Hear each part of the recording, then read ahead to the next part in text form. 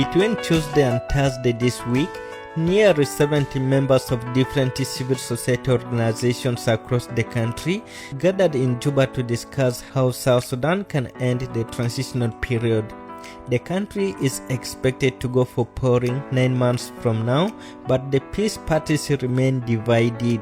From my view, both of them are not ready for elections, because elections is a process and requires some steps to be taken first.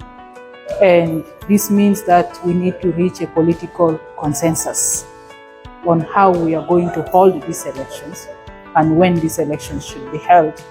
And if we say we want to hold it by December, and then we put the necessary force to ensure these elections are held by December. The civil society groups say they support peaceful transition, dialogue among the peace parties, consensus, trust building, and political will to enable the unity government to implement the pending tasks.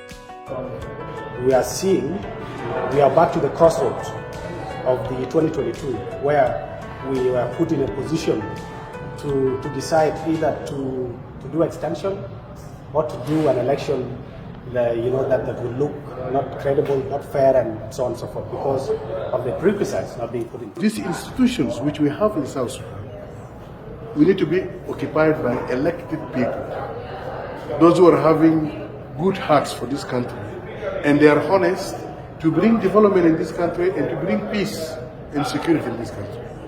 And my advice to them, as the South Sudanese on the grassroots level, they need 5 things. 1 is security.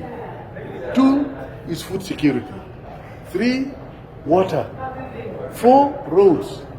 5 is schools and health facilities.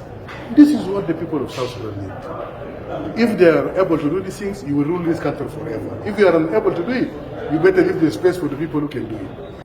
The IGAD Special Envoy to South Sudan also says IGAD supports the country to go for non-violent elections that are free, fair, and credible. Ambassador Ismail Wise states that it is possible to transition the country into a peaceful and democratic nation. We are for election. Why? Because it is the only way to a democratic transition of this country which is possible. And we want that a peaceful, fair, free, and credible election.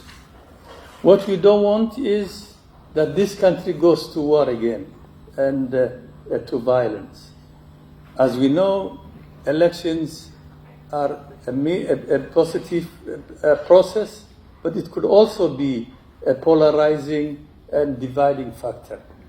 And therefore, we all should stand for a peaceful election. Parties to the 2018 Revitalized Peace Agreement are expected to meet in Juba anytime now to dialogue on key issues including the security arrangement, elections, constitution making, and the refugees, among others.